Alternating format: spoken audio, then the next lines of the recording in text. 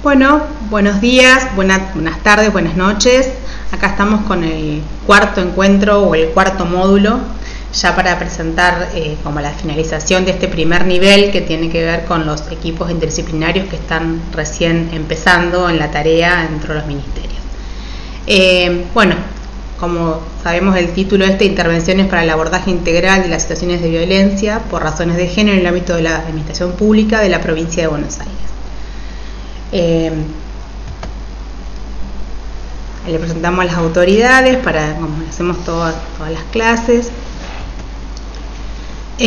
Acá por un paneo de lo que ya veníamos viendo. Ya vimos el módulo 1, el módulo 2, el módulo 3 y este módulo 4, que es el más específico, es sobre el proceso de abordaje integral de la violencia laboral por razones de género. O sea, ¿qué es lo que pensamos cuando pensamos en abordaje integral?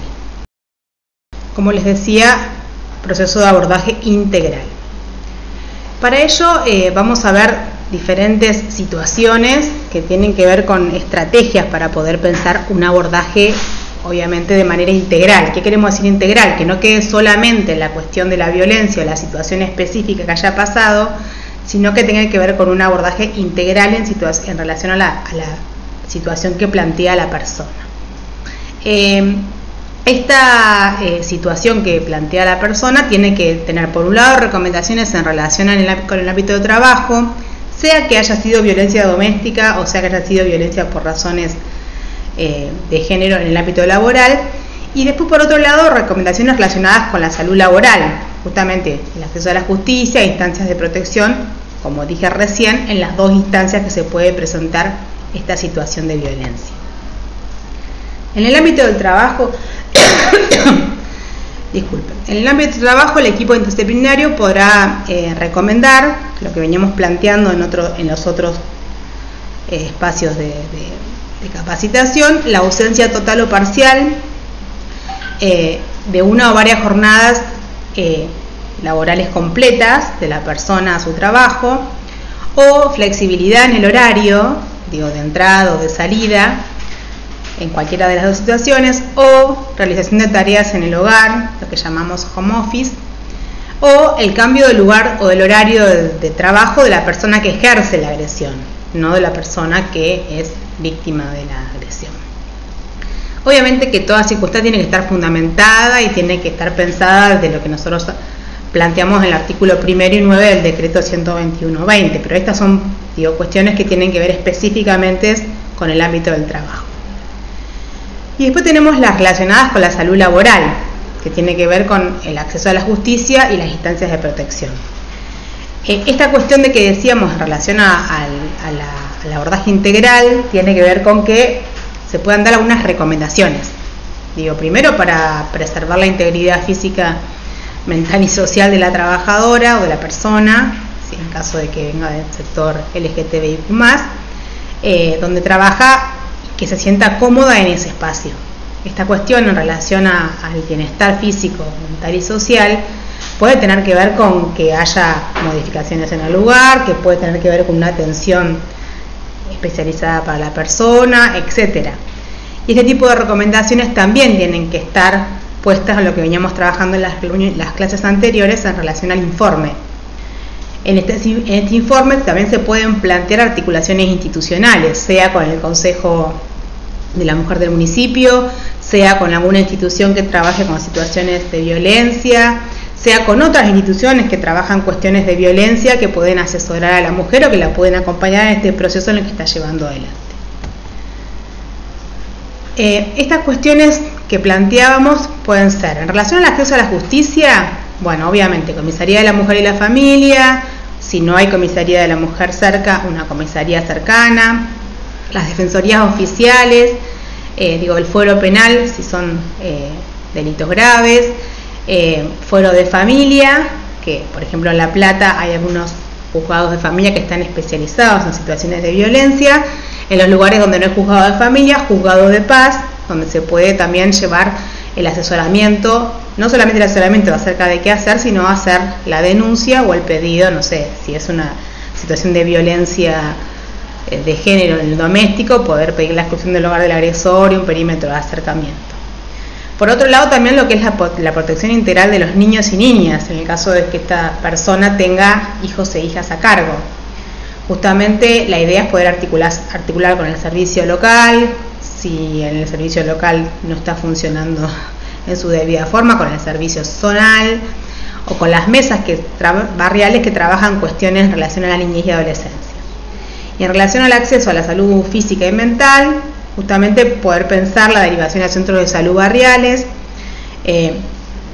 o hospitales generales especializados, o si tiene obra social también poder, por ejemplo, pensaba en poder derivarla a los policonsultorios de idioma que, por ejemplo, en muchas situaciones tienen psicólogos y psicólogas que trabajan estas situaciones de violencia por razones de género.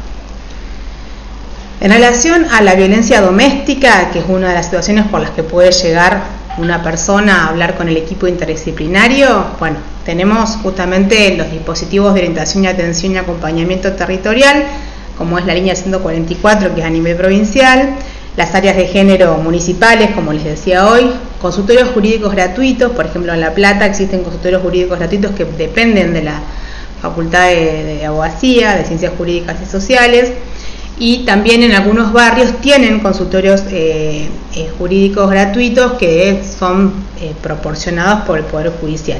Hay que averiguar, hay que tener un recursero para poder derivar a la mujer o a la persona a esos lugares. Por otro lado, también visibilizar y fortalecer lo que son las redes de contención, ¿no? Porque en general cuando una persona está contando una situación de violencia, siente que está sola y que no puede hacer nada con eso que le está pasando. Muchas veces porque el agresor la convence de que está sola, o porque el agresor ha cortado las redes.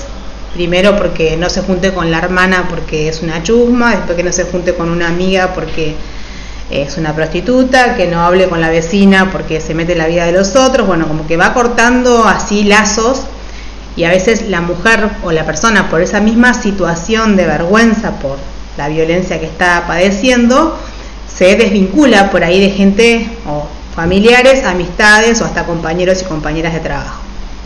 Entonces es importante poder escuchar en la entrevista, como decíamos la vez anterior, estas cuestiones que por ahí es un pequeño detalle, no sé, que cuentan que una vez tenían que ir a hacer un mandado y la vecina se quedó con los hijos, por ejemplo. Bueno, esta vecina, si se quedó con los hijos, ya tenía que hacer un mandado, registra que la persona está sola en esta situación y que hay que acompañarle. Por ahí puede ser alguien que puede ser acompañante, que alguien, o por ejemplo el gabinete de la escuela de los hijos, que lo llamó varias veces porque el nene más chico, más grande, andaba mal en la escuela, no podía leer, tiene dificultades académicas. Bueno, poder apelar también a ese lugar como una red de contención. Por otro lado, en relación a la salud física y mental, poder proponer las líneas telefónicas del Ministerio de Salud, que tiene un teléfono que atiende situaciones de salud mental, que es súper importante porque muchas veces en situaciones críticas una persona no sabe qué hacer y se siente muy angustiada. Por ahí puede llamar ahí. Ese lugar es un lugar en primera instancia de contención y en segunda instancia de derivación a los centros de salud, que pueden ser los municipales o hospitales zonales o locales. Este número, es súper importante, sobre todo para situaciones críticas, para poder llamar y tener una orientación. Y después tratar de armar con la persona estrategias de urgencia, ante la urgencia y ante la emergencia. Por ahí son cosas que no se tienen en cuenta, pero bueno, tener cargado siempre el celular es importante porque si pasa alguna situación crítica, tener créditos o datos disponibles para poder llamar a alguien, tener a mano la documentación importante, el DNI, el pasaporte en caso que sean personas extranjeras, la partida de nacimiento de los hijos. Bueno, estas cuestiones que parece que uno las maneja, saber dónde están y tenerlas a mano, y también esto, contar con algo de dinero para poder salir, tomarse un auto o tomarse un colectivo o lo que sea. Y obviamente siempre el 911 como lugar de llamado urgente para que envíen un móvil, para conectarse con la línea 144 para ver cómo continuar con esa situación crítica que está pasando en su casa. Cuando la violencia laboral, cuando la violencia es dentro de lo laboral, justamente las recomendaciones en relación a la persona que sufre la agresión, si es trabajadora de la administración pública, es primero, bueno, por un lado, saber cuál es el procedimiento disciplinario, digo, qué es lo que se puede llegar a llevar adelante en situación de que esto sea de determinada manera. Digo, sobre todo porque cuando la persona llega a la entrevista quiere saber qué va a pasar con la persona agresora, digo, ¿no? Hay procedimientos disciplinarios, hay sumarios administrativos, digo, hay cosas que se pueden hacer en relación a eso. También cambio de lugar, horario de trabajo en relación a la persona que sufre la violencia. También compartir la información de la línea Hablemos con la persona agresora, digo, porque es un teléfono que trabaja con el tema de las masculinidades y que de alguna manera puede darle una orientación, porque no siempre, digo, me parece que está bueno por pensar, y también, digo, en este contexto, el planteo de la capacitación de la ley Micaela y otras capacitaciones, que no siempre la persona que realiza una situación de agresión hacia otra persona está consciente de lo que está haciendo, porque muchas veces la violencia está naturalizada y piensa que como en algún momento alguien se comportó de esa manera con él, por ejemplo, si es un varón, piensa que lo hace de la misma manera con una mujer porque a él le funcionó, o porque él en su primer momento lo padeció, pero después le hizo que tuviera como más atención en eso. No sé si es que se equivocó en una situación, por ejemplo, ¿no? Se equivocó en la situación y lo corrigieron, y como lo corrigieron de esa manera, le funcionó, entonces piensa que le puede funcionar también a otra persona. Bueno, no todas las maneras son las mismas, no todas las personas reciben de la misma manera una instrucción o una indicación o un reto, entonces esto justamente hay que poder trabajarlo con la persona. También trabajar con la cuestión de la grupalidad, ¿no? Decíamos, cómo trabajar con la persona que es víctima de violencia, cómo trabajar con la persona agresora, pero también trabajar con la grupalidad, porque esas dos personas que están en una situación de violencia de género en el ámbito de lo laboral, comparten grupo de trabajo en general, no son dos personas que están en una oficina. Entonces muchas veces esto de la grupalidad hace o que en el momento que esté pasando no se visibilice. Entonces cuando de golpe dicen no, porque hay una denuncia de violencia laboral en nuestra oficina, nadie entiende qué pasó, y alguien dice, bueno, pero vieron cuando fulano le dijo tal cosa a Mengana y pasó tal situación. Bueno, eso es como violencia, como que la gente muchas veces se sorprende de que eso sea pensado como violencia laboral porque está naturalizado, está invisibilizado. Entonces por ahí trabajar la cuestión de lo que llamamos la sensibilización grupal, sobre todo para que no haya represalias sobre la persona que hizo la denuncia cuando vuelve a trabajar a la misma oficina, o que se la cuestione porque por qué dice que eso es violencia si no lo es. Convengamos que las situaciones de violencia son netamente subjetivas, digo, si uno por ahí ante la misma situación una persona puede sentirse violentada y la otra no. Entonces, eso también, digo, si uno se siente violentado y eso entra dentro del contexto de que es violentado por razones de género, se hace lugar a lo que nosotros llamamos la entrevista o la denuncia. Y también talleres de reflexión con el grupo, digo, no para ver, digo, que está bueno que lo pueda hacer el área de género del ministerio o la unidad organizativa de la ley Micaela, para que a veces con situaciones que a veces que uno las plantea como medio externas, ¿no? O sea, o un video, o un relato, o un caso escrito, que por ahí al visibilizarlo desde otra distancia, alguien puede ver que eso es violencia de género, y que, o sea, que es violencia laboral por razones de género, y qué se puede hacer con eso, ¿no? Como grupo también, porque es importante poder pensarse como corresponsable de la situación, porque está pasando en la oficina donde uno trabaja, y por ahí uno no está haciendo nada con eso. Por otro lado, digo, lo que recomendamos y que nos parece interesante poder trabajar con la persona que realizó la situación de violencia, es con lo que propone Dulce Suaya, como trabajar sobre la historia vital del trabajo de la persona agresora, ¿no? Este dispositivo, que es un poco para trabajar, digo, desde cuándo trabaja, en qué lugar estaba al principio, en qué lugar está ahora, cuál es su trayectoria, qué pasó, digo, en ese pasado y en ese pasado que hizo que esta persona esté ahora donde esté, justamente donde lo ubica a la persona como protagonista y corre un poco la situación de violencia por lo que se la está llamando, por lo que se la está convocando, hace que de alguna manera se visibilicen mecanismos que tienen que ver con lo estructural, con lo simbólico, con lo relacional, que siempre ha sido de esa manera, que es lo que les decía hoy, o sea, a mí siempre me arrestaron de esa manera o siempre me llamaron la atención de esa manera, y por ahí reproduce esa situación con otras personas.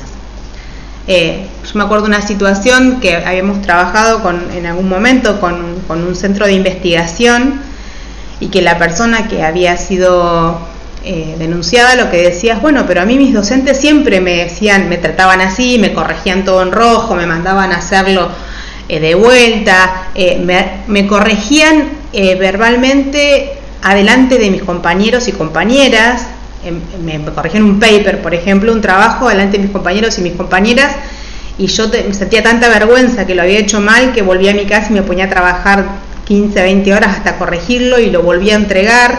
Entonces esa persona hizo lo mismo con una subalterna, con una becaria, porque como a él le había funcionado, lo hizo de la misma manera, y la becaria se sintió intimidada, le pareció que la exponía delante de sus compañeros, ella era la única mujer dentro del grupo, dio la casualidad que era la única mujer, se sintió como cuestionada delante de sus compañeros, nadie salió a defenderla, bueno, como que, entonces dice, pero ¿por qué? Si a mí me pasaba lo mismo y yo no me sentía, entonces el trabajo, bueno, sí, te sentías violentado, pero te parecía que eso era normal. En realidad no es normal y no está bueno que alguien para corregirte un paper te corrija delante de todos tus compañeros y te ningunea delante de todos tus compañeros, porque eso no es la mejor manera pedagógica de corregir a alguien. Pero bueno, él lo venía viviendo así y lo siguió reproduciendo con el resto. Esta historia vital de trabajo que propone Suaya tiene como 3 ejes. Primero, la memoria, ¿no? Porque justamente a veces son cosas que uno las tiene muy guardadas, que no las relata, uno no cuenta, digo, cuándo empezó a trabajar, con quién estaba trabajando, qué es lo que hizo, digo, es una construcción dinámica, y a medida que uno lo va diciendo, digo, de alguna manera va construyendo una narrativa que de alguna manera le da significado a la experiencia, no solamente con el trabajo, sino por ahí en relación a esta situación de violencia. Mientras va contando cuál es la memoria de qué pasó, cómo entró, a quién conoció, cuántos eran, qué rol determinado tenía, cómo fue cambiando de oficina, qué tarea fue cambiando, digo, de alguna manera se construye una narrativa que uno puede significar diferente de la experiencia. Por otro lado, el tema de la historia, que parte de lo cotidiano, digo, de todo lo que fue yendo en relación a su trabajo y a lo que fue narrando, construye un sentido. La manera en que uno lo cuenta, que uno lo dice, que uno lo comparte, construye un sentido. Porque además, teniendo en cuenta que el trabajo es un pilar esencial en la estructuración de la identidad de un sujeto. Digo, no es solamente, ahora vamos a hacer una diferenciación entre empleo y trabajo. El trabajo justamente da identidad. O sea, yo soy psicóloga, yo trabajo en el Ministerio de las Mujeres, estas cuestiones dan identidad, y justamente poder hacer memoria y armar una historia de esto que da identidad es muy importante, porque muchas veces esa historia delimita las acciones actuales, entonces hay que ponerlas un poco a trabajar. Por otro lado, por eso hacer la diferenciación del empleo, que es una relación instrumental, una actividad remunerada que responde a demandas externas, digo, que tiene que ver con lo que uno necesita para vivir, y otra cosa es el trabajo, que es lo que decíamos hoy, que tiene que ver con la construcción histórica, que tiene un sentido identitario, que crea lazos de pertenencia, obviamente, con la gente con la que uno trabaja, y tiene relaciones humanas. Yo soy tal cosa, y yo soy psicóloga y trabajo con trabajadores sociales, con gente que viene de la comunicación, con abogados. También el relacional uno lo ubican en un lugar particular. Entonces, justamente esto de trabajar sobre la historia vital del trabajo es una herramienta para abordar a la persona agresora y a la grupalidad. Digo, justamente para poder visibilizar situaciones invisibilizadas, que hasta a veces están como validadas esta forma violenta de relacionarse, de cómo se dirige alguien a otra persona, cómo le pide algo que haga, cómo le corrige algo que hizo mal, digo, ¿no? Bueno, como cuestiones que son necesarias trabajar. Justamente esta herramienta parte un poco de la premisa, dice, de que los sujetos cuando cuentan la historia lo hacen desde su singularidad, pero de alguna manera reconstruyen un relato de su posición subjetiva en relación a esto que les está pasando. Entonces, el sujeto puede construir una historia diferente y poder desde ese momento generar prácticas y ambientes laborales diferentes que justamente sean libres de violencia.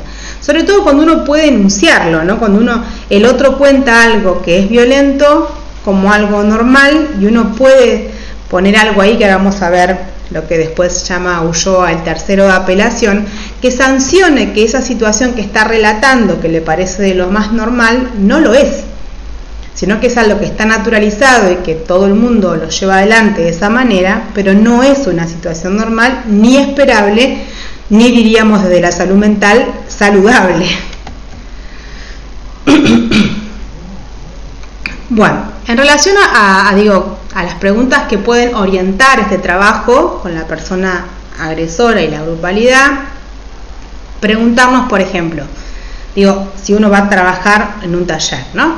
¿Qué lógicas o mecanismos invisibles han operado de forma persistente a lo largo de su historia laboral, configurando su forma de habitar y significar el trabajo? Que lo pueda pensar así, ¿no? ¿Cuáles son las que han operado, pero que no están todavía puestas en palabra o puestas ahí a trabajar? Otra pregunta es ¿qué dinámicas normalizadas han atravesado su experiencia laboral, contribuyendo a reproducir ciertas formas de relación, poder o exclusión?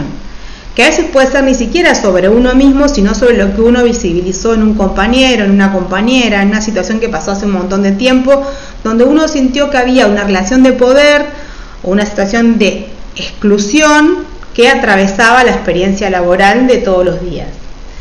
También en relación a, qué estructuras o prácticas naturalizadas han marcado su trayectoria vital en el mundo de trabajo sin ser plenamente reconocidas como tales. Muchas veces las jerarquías, que obviamente en todos los trabajos están y que son necesarias, naturalizan situaciones de violencia y de maltrato, pero que no se ven como tales. Dicen, bueno, está bien que alguien te sancione y te deje 2 días sin ir a trabajar, o que alguien te sancione y te saque tarea, o que alguien te sancione y no te deje participar de una reunión.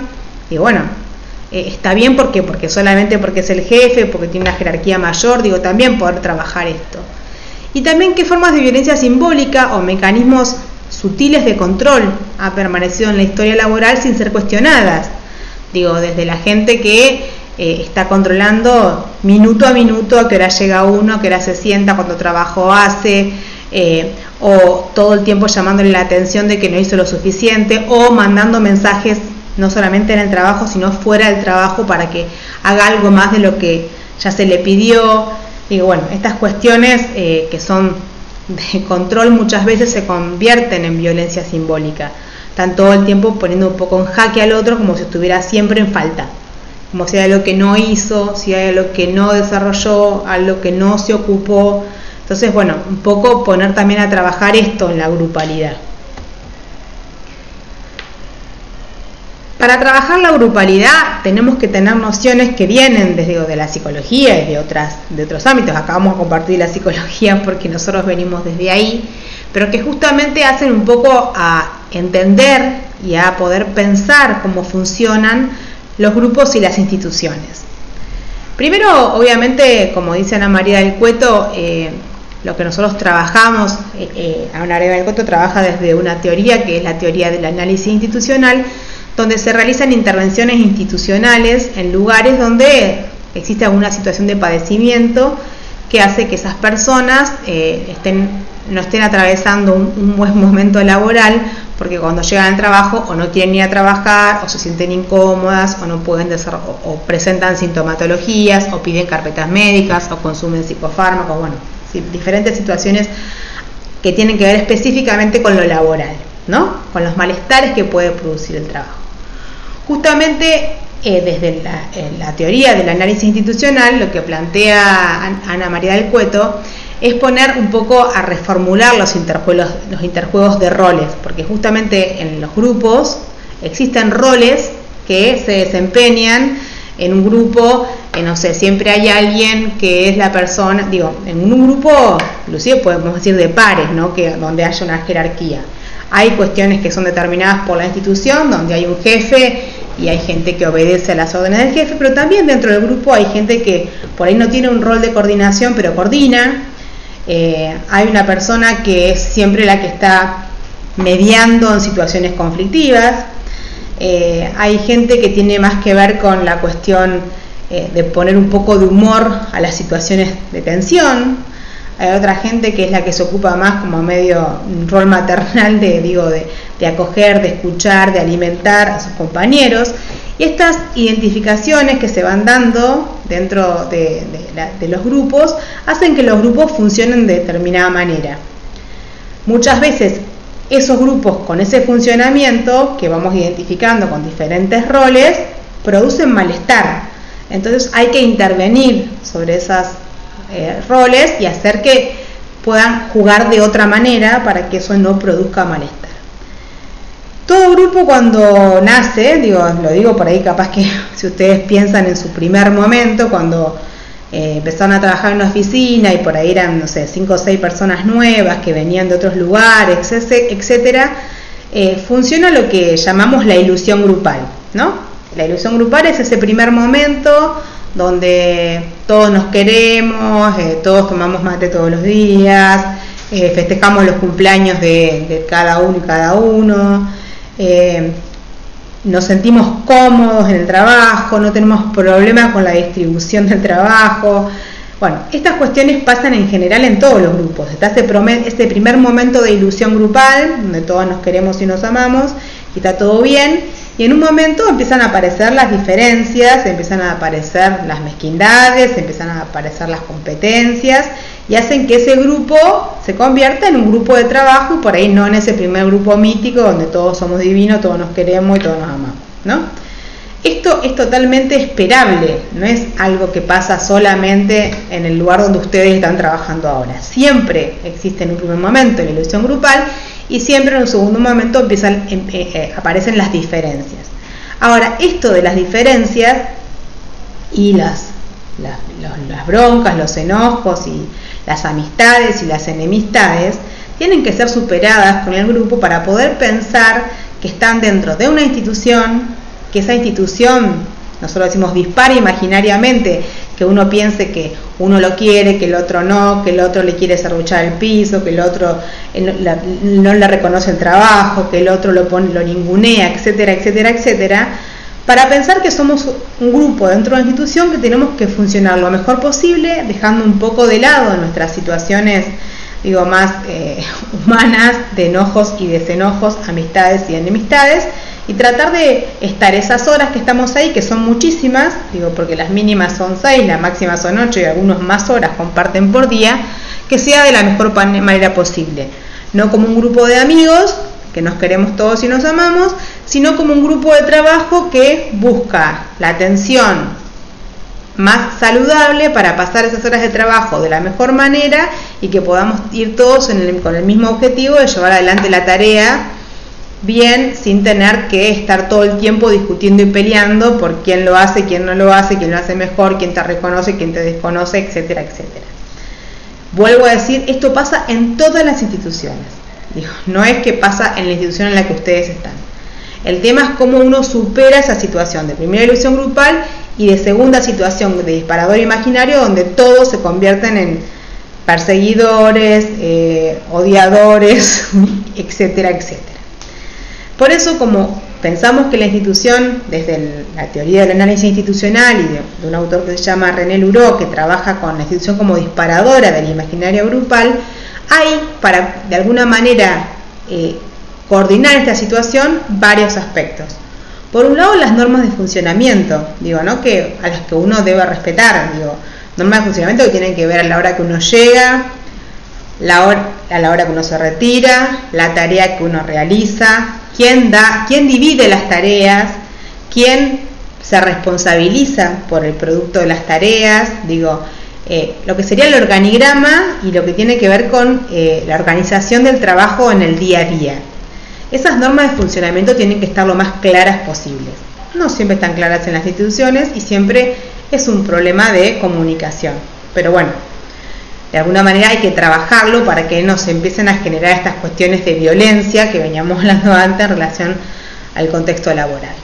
Por otro lado, el contrato, ¿no? Está bien, por ahí, y eso también es a trabajar. No siempre que uno está en un trabajo le encanta la tarea que realiza, o le gusta, ni siquiera le encanta, le gusta la tarea que realiza. Eso también lo sabemos, eso pasa en las instituciones, no podemos desconocerlo, pero bueno, uno está acá para hacer tal tarea, entonces hay un contrato en el que uno tiene que cumplir y tiene que ver cómo hace lo mejor posible para estar con otras personas durante un tiempo determinado para realizar tal tarea.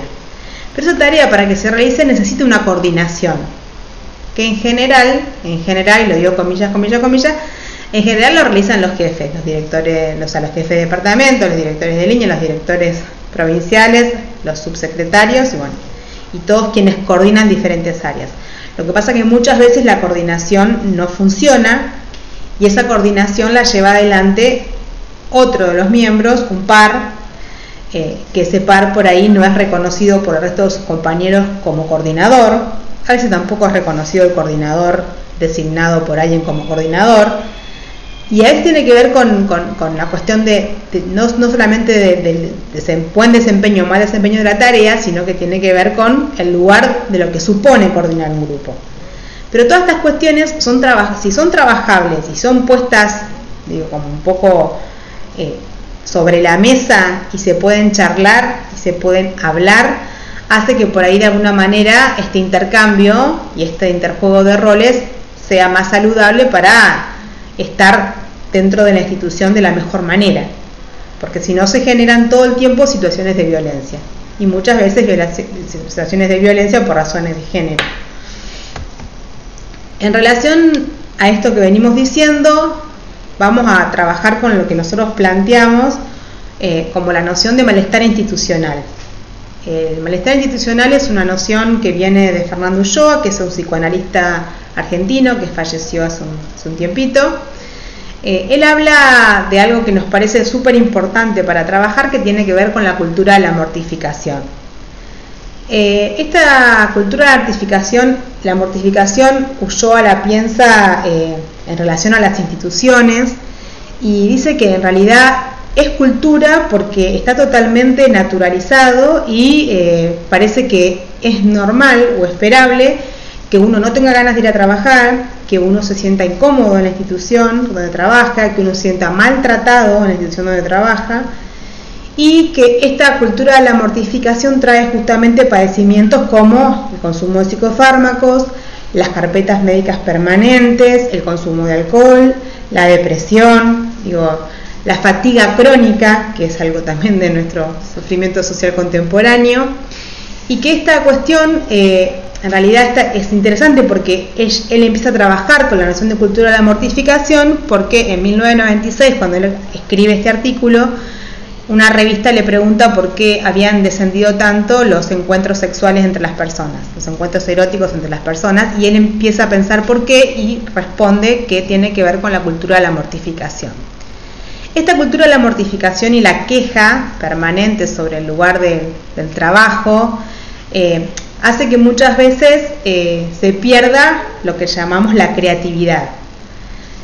Porque justamente, si bien no todos los trabajos que uno realiza son trabajos que uno puede ser creativo, sí puede ser creativo la manera en que uno atraviesa las instituciones o la manera en que uno está en las instituciones mientras realiza una tarea que por ahí es de lo más repetitiva, cotidiana y sin ningún tipo de creatividad. El tema es cómo encontrarle la vuelta a esa tarea o a ese estar en la institución que no produzca tanto malestar o tanta cultura de la mortificación. Ulloa lo que dice es que justamente esta cultura de la mortificación, de la permanente queja, que si uno se pone a pensar, la queja en la oficina de llegar temprano, hacer la tarea, del jefe, de los tiempos, de los cierres, de un montón de cuestiones que todo el tiempo se quejan los trabajadores y las trabajadoras, él lo que dice es que se convierte en cultura de la mortificación porque nunca se convierte en protesta, justamente. ¿Qué supondría que se convierta en protesta? Supondría organizarse grupalmente para plantear eso que están padeciendo o ese malestar que sienten y poder hacer algo diferente. A veces son pequeñas cosas. Nosotros cuando planteamos esto, a veces en las instituciones parece que es como que tiene que ser una revolución y convertirse en otra institución. No hablamos de eso, hablamos de por ahí pequeños cambios. No sé, por ejemplo, les planteo situaciones, no sé, hemos hecho trabajos en hospitales públicos donde muchas veces los residentes estaban muy angustiados por situaciones que tenían que ver con el trabajo con los pacientes y con los familiares de los pacientes. Y muchas veces en situaciones críticas como tener que ir a informarle a un familiar o que el paciente se va a morir o que se murió. En el momento que nosotros llegamos a hacer la intervención, iban solos a comunicarle al familiar que se había muerto el paciente y había una cuestión medio planteada desde esas personas de que se les había muerto a ellos. O sea, se me murió un paciente, ¿no? Un paciente de un hospital público. Con un servicio de salud, o sea, no es que se le murió al residente. El paciente venía con un montón de complicaciones, no pudo responder bien, se hizo todo lo que se podía y se murió en un hospital público. No se le murió al residente Juan, se murió la persona. Como les contaba en relación al hospital, esta cuestión de poder pasar a la protesta tiene que ver con poder pensar pequeños cambios. ¿Cuál fue el cambio que se dieron los residentes en ese momento? Bueno, poder trabajar y de a dos, ir a hablar con los parientes de a dos. Había pasado una vez que una residente se acercó a una pariente para decirle que había fallecido el hijo de la misma edad que tenía la residente y la residente se largó a llorar porque se angustió. Entonces, bueno, por lo menos esto, estar con otra persona hace que uno se sostenga diferente, que uno pueda hablar diferente, que si uno de los dos se quiebra, el otro pueda seguir hablando. Son pequeños cambios, pero que cambian un montón en la situación de malestar, que uno no sienta que está solo o sola ante la situación crítica. Para esto, ¿qué plantea Ulloa como posibles respuestas al malestar? Lo que él propone como la institución de la ternura.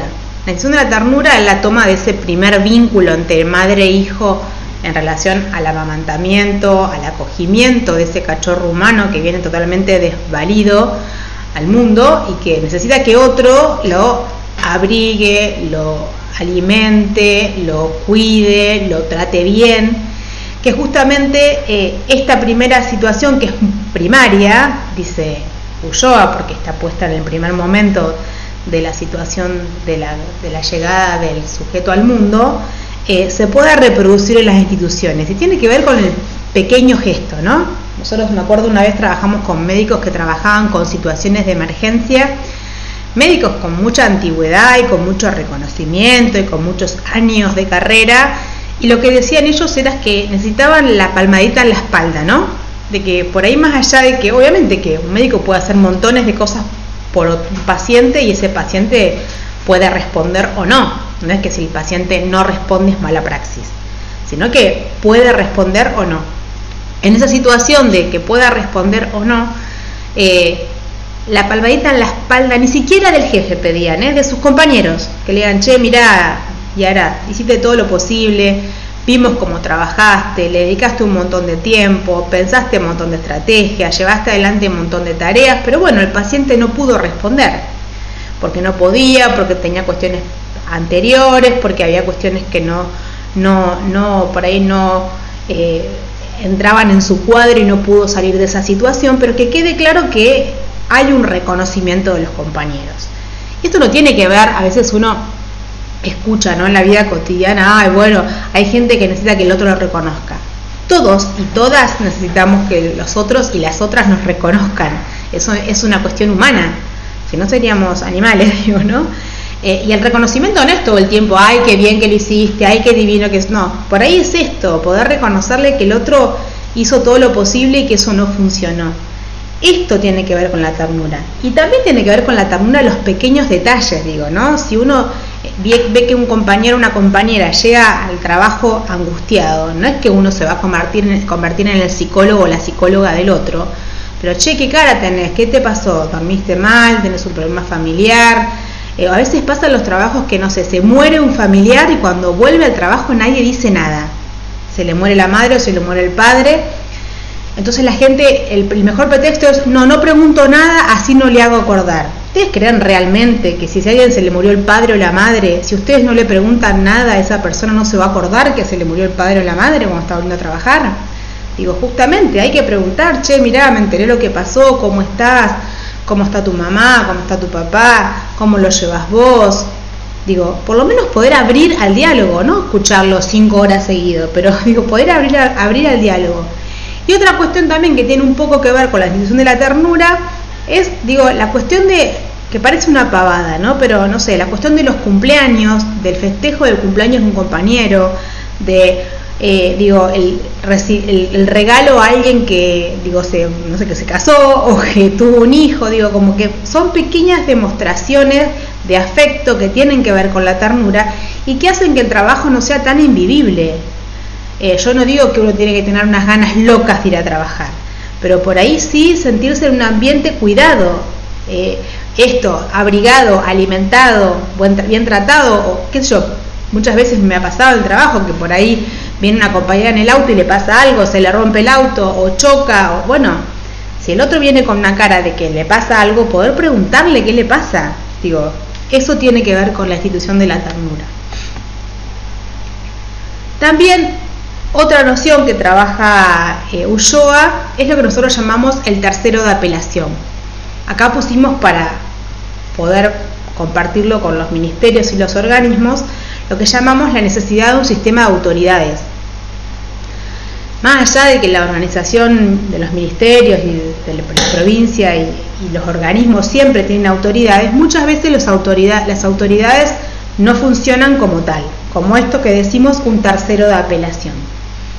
El tercero de apelación es esa persona, digo, por ahí para plantearlo como una cuestión de lo que el autor dice, la encerrona trágica. La encerrona trágica es un lugar de desamparo cruel, dice Ulloa, y lo plantea terriblemente en lo que él llama la mesa de la tortura, ¿no? Donde está el torturado y el torturador, pero no hay un tercero de apelación. Este tercero de apelación es que de alguna manera viene a decir, esto no corresponde, esto va en contra de los derechos, entonces esto no es así.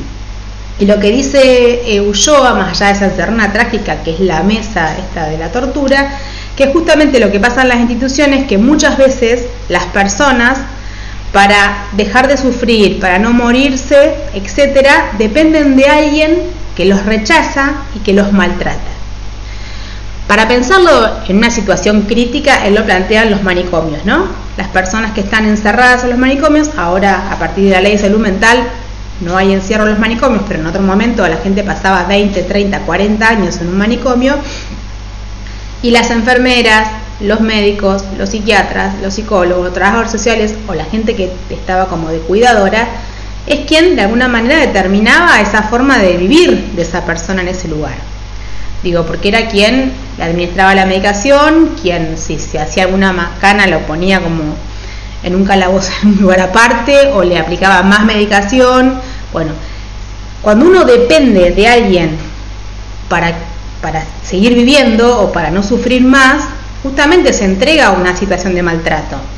Yo siempre pongo la situación, digo, más allá de la cuestión del manicomio, digo, cuando uno va a ser operado, por ejemplo, ¿no? Una operación puede ser simple, que uno tiene que sacarle la vesícula.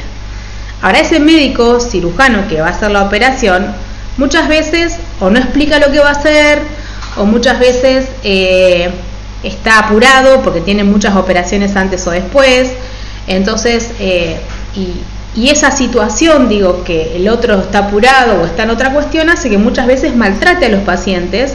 Seguramente, si ustedes piensan un poco, deben tener muchas situaciones que se acuerdan, ni hablar cuando las mujeres van a parir y enseguida que terminen de parir las quieren parar y largar a caminar y no se preguntan si la mujer puede, si está en condiciones, porque no todas las personas que tuvieron un parto, aunque sea natural o una cesárea, se pueden parar a las horas de haber tenido a su hijo. Entonces, por ahí poder respetar los tiempos personales.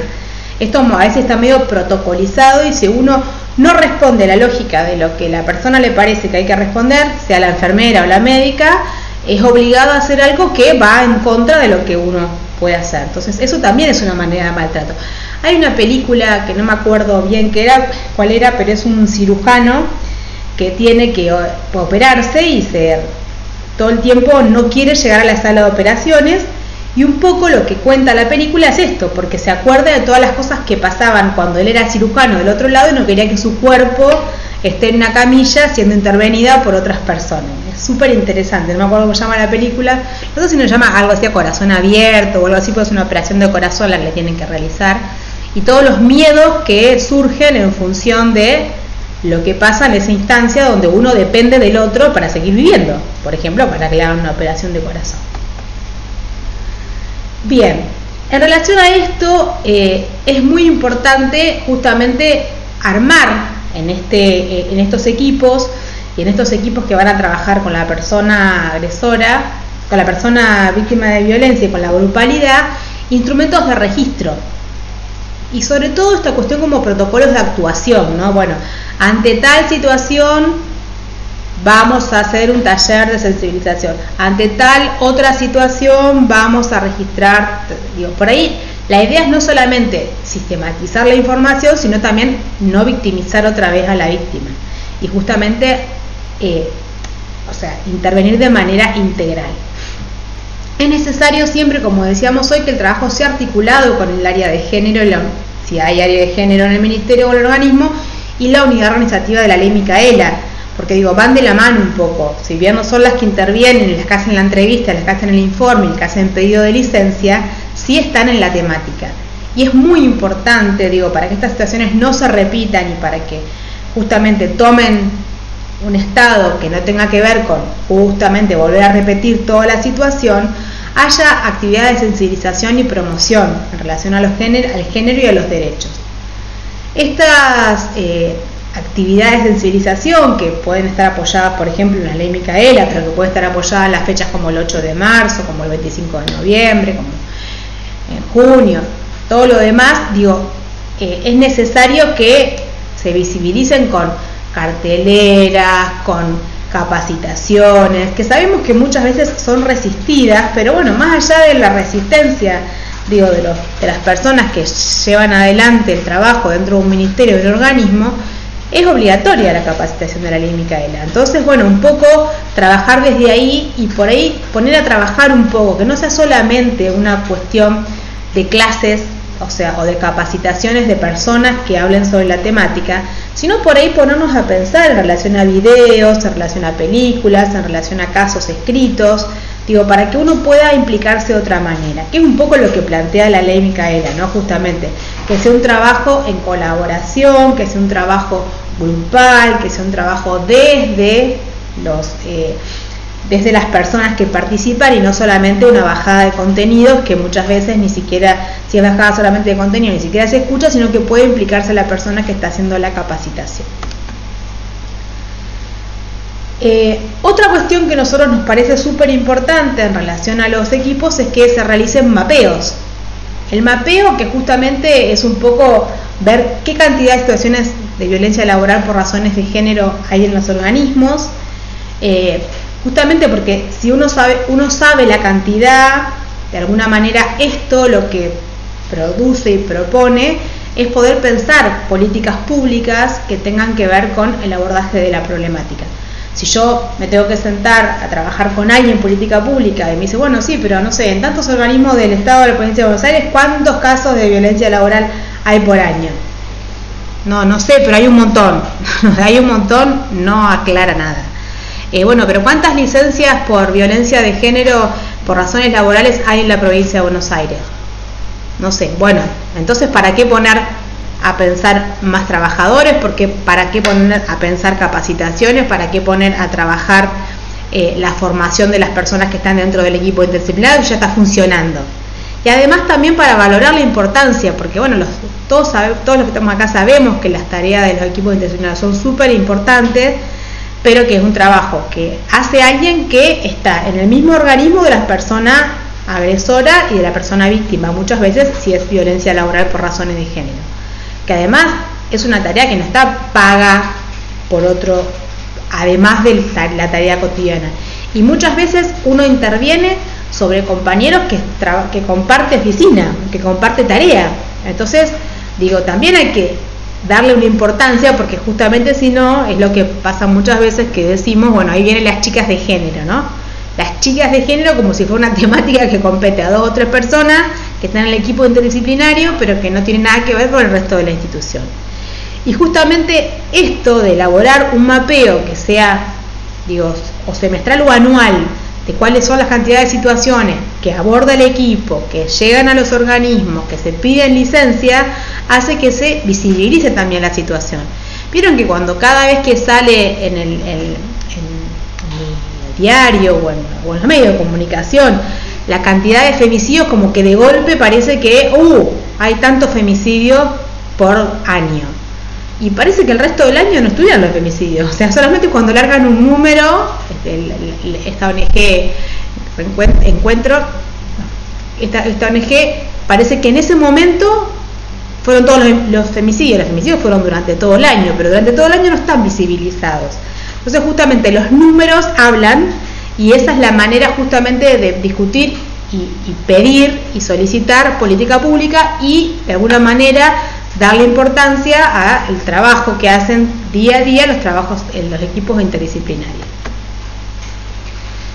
Estos equipos interdisciplinarios tienen instancias de supervisión, que es del equipo que formo parte, que se llama Equipo de Política contra la Violencia Laboral por Razones de Género del Ministerio de Mujeres y Diversidad, que justamente lo que le podemos ofrecer de este espacio es supervisión de la tarea, digo, ¿no? Porque bueno, la entrevista a la persona en situación de violencia la realiza el equipo, pero justamente hay algunas situaciones que no se destraban. Hay muchas situaciones que son presentadas en el lugar que tienen que ser presentadas, pero no se toma una línea de decisión, no se toma aquello que el equipo propuso como posible trabajo,